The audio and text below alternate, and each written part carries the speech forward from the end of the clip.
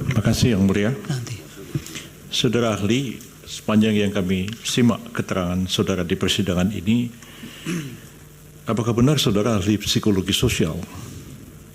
Betul. Pertanyaan saya, apakah saudara ahli itu cukup paham tentang konsep hukum yang dimaksud di dalam Undang-Undang Nomor 38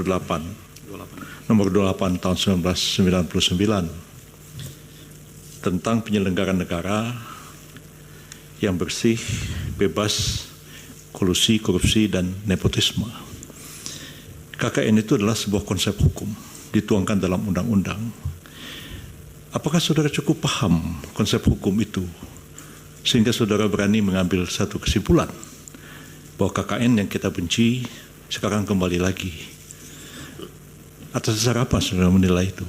Berdasarkan keahlian saudara atau itu hanya satu pandangan yang sama seperti pandangan orang awam pada umumnya? Terima kasih. Kami lanjut, Yang Mulia. Boleh. Ya, saudara ahli, ini berkaitan dengan keahlian saudara sebagai psikologis sosial ya, kalau tidak salah ya. Saya ingin dapat gambaran dari optik teoritik ya.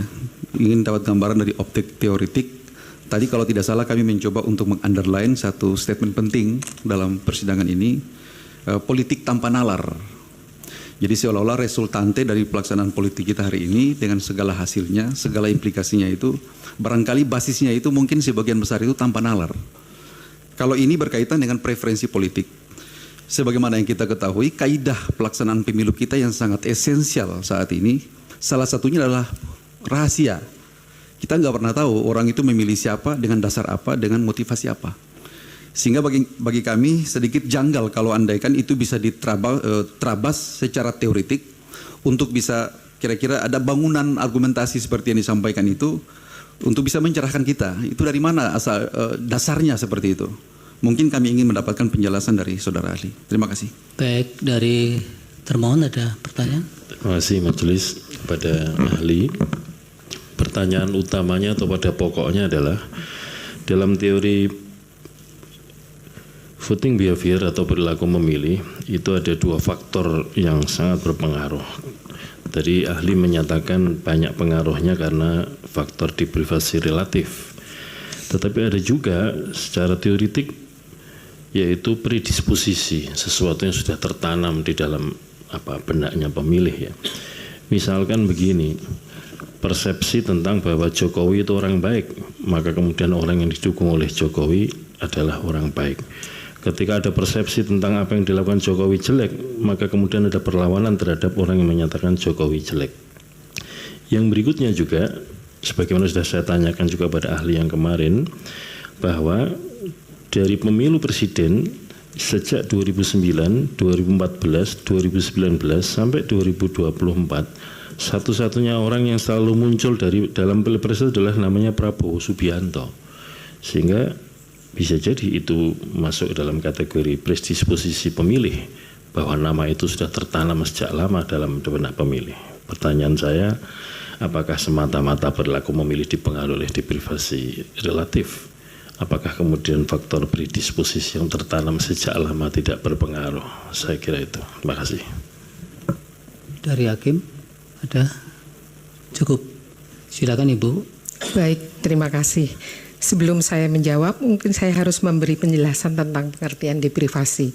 Pengertian deprivasi itu untuk memberi koreksi juga kepada tim hakim dari tim pemohon. Karena deprivasi itu sebetulnya asumsinya secara psikologis kita itu hidup di dalam keseimbangan psikologis. Jadi begitu seimbang, ini yang paling sederhana. Begitu terjadi keadaan tidak seimbang, maka terjadilah keadaan deprivasi. Jadi deprivasi itu justru sebab, bukan akibat. Justru karena dia sebab, maka di dalam politik, seperti yang dibilang, saya butuh, saya beli, saya ingin, saya beli. Oh, saya takut, saya memilih. Jadi deprivasi adalah keadaan yang diasumsikan sebagai keadaan negatif. Dan itu untuk mencapai keadaan yang seimbang, dia harus ditutup dengan perilaku yang memberi jaminan rasa aman positif. Itu yang pertama. Saya mungkin akan menjawab dari pertanyaan terakhir dulu, karena itu berkaitan dengan deprivasi dan juga tentang penjelasan sebagai psikolog sosial. Justru yang saya ingin katakan, kami bekerja dengan asumsi bahwa individu itu bukan mesin. Gampangnya, selama ini asumsinya selalu, misalnya kita selalu mendengar keluhan tentang bansos. Bansos itu seolah-olah diasumsikan bahwa ada seperti mesin penjual minuman, dikasih koin, kemudian minumannya akan keluar.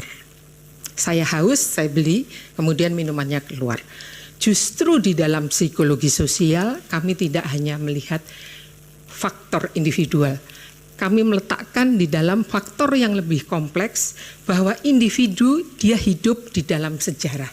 Sejarah individualnya sekaligus sejarah masyarakatnya yang dia share bersama sebagai bagian dari anggota ke masyarakat itu sendiri.